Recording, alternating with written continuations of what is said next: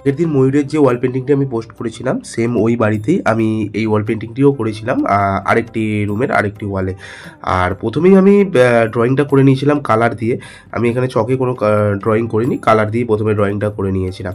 তারপরেই আমি প্রথমে পাখির মুখটা ফিনিশ করে নিয়েছিলাম, তারপর বেস কালারগুলো চাপিয়ে সুন্দরভাবে লাইট আর ডার্কটা সমস্ত কিছু রেখে আমি কাজটা শুরু করে দিয়েছিলাম। প্রথমে আমি পাখিটাকে সুন্দরভাবে ধরে ধরে কমপ্লিট হয়ে যাওয়ার পর তারপর আমি গাছটা করতে আরম্ভ করেছিলাম। কাজটা হয়ে যাওয়ার পর ফুলগুলোর বেস টোনটা আমি চাপিয়ে দিলাম।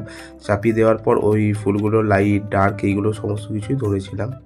আর ফুলের কালারগুলো সম্পূর্ণ হয়ে যাওয়ার পর ওই ওয়ালেরই বাঁদিকে আরেকটি ছোট পাখি ছিল, ওটিকেও খুব ধরে ধরে সুন্দরভাবেই কাজটা করেছি।